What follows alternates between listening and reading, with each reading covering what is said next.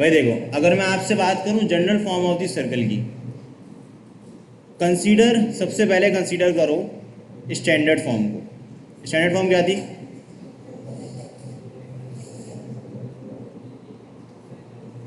भाई standard form थी x minus a का whole square plus y minus b का whole square equal to are square. ये standard form थी।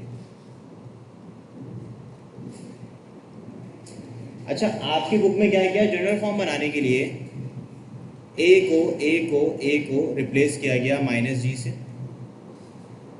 B को रिप्लेस कर दिया गया माइनस एफ से। तो जब आप इसको रिप्लेस करेंगे तो ये क्या हो जाएगा? x प्लस जी का होल स्क्वायर, और ये क्या हो जाएगा? y प्लस एफ का whole square equal to are square. यहाँ पे आप a square plus 2ab plus b square apply करें। यहाँ पे भी आप लिख लें ए स्क्वायर प्लस का 2ab प्लस का B square equal to are square. इसको रीअरेंज कर लो, पहले एक्स स्क्वायर लिख लो, फिर वाई स्क्वायर लिख लो, फिर लिख लो 2gx, फिर क्या लिखोगे? 2fy, और इसको एक जगह लिख लो g square plus F square minus r square. अब सुनना, ये एफ स्क्वायर नहीं है, ये सिर्फ है आपका वाई। अच्छा जी, अब देखो यहाँ पे ना मैथमेटिक्स का एक रूल है। वो रूल क्या होता है कि जितने भी कांस्टेंट होते हैं उसको हम एक सारे के सारे एक कांस्टेंट से रिप्लेस कर देते हैं। जैसे कि ये देखो, यहाँ पे आपके पास कुछ कांस्टेंट है जिसमें वेरिएबल नहीं है। वेरिएबल से मुराद जिसमें आपके पास एक्स और वाई नहीं है। जिसपे एक्स और वाई नहीं है उसके अलावा जितनी भी चीज़ें रह जाएंगी वो आपकी कांस्टेंट कहलाएंगी। कौन सी कांस्टेंट है? ये चीज़ है, ये कांस्टेंट है g square plus F square minus r square. इसमें एक्स वाई नहीं है। सही है? सो इसको आपकी बुक में या ज़्यादातर हायर मैथमेटिक्स में ये किया जाता है कि अगर 2 से 3 कांस्टेंट ऐड या सब्ट्रैक्ट होते हैं तो उसको एक कांस्टेंट से रिप्लेस कर दिया जाता है।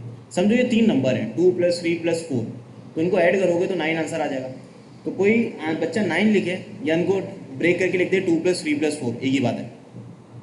तो यहाँ से हम क्या करते हैं? इसको रिप्लेस कर देते हैं। किससे रिप्लेस कर देते हैं? इस पूरे को हम रिप्लेस कर देते हैं सी से।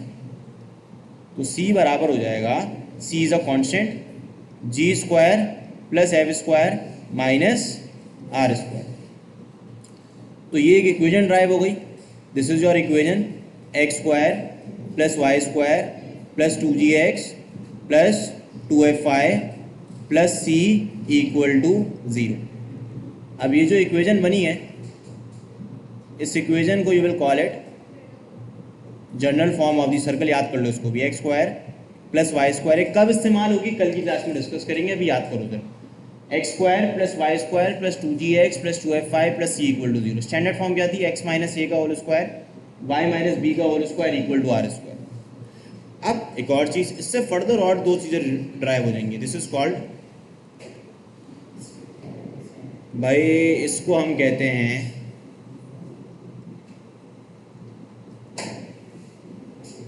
This is called general form of the circle. इसको हम कहते हैं general form of the circle. अब यहाँ पे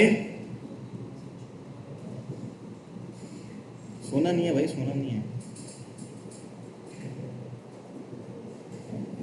सो गए सारे। देखो इसी बराबर है यहाँ पे g square plus F square minus r square के। अगर मैं आर स्क्वायर को अलग करूँ किसके बराबर हो जाएगा?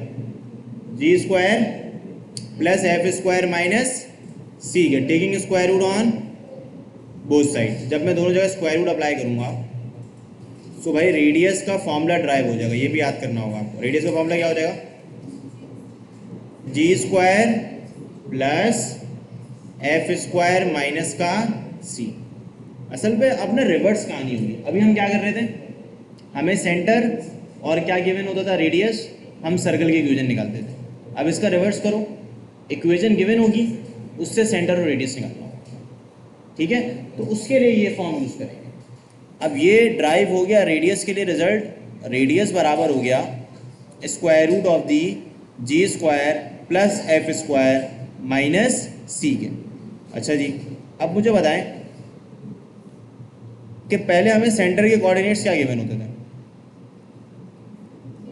ए कॉमा बी होते थे। अब ए को किससे रिप्लेस किया था, माइनस जी से, और बी को किससे रिप्लेस किया था, तो ये हमारे पास जो है रिक्वायर्ड सेंटर के कोऑर्डिनेट्स आ जाएंगे, that will be equal to negative G comma negative of the F. Centre के कोऑर्डिनेट्स क्या हो जाएंगे, negative G comma negative F. ठीक है, तो ये बातें थी आज की क्लास में, मैंने यही डिस्कस करनी थी। तो ये है कि इसको देख लें, इसका पीडीएफ मैं जाते ही आपको ग्रुप में दे दूंगा, काम उधर से आप लोग नोट डाउन कर लीजिएगा, पिक लेना चाहो ले सकते हो।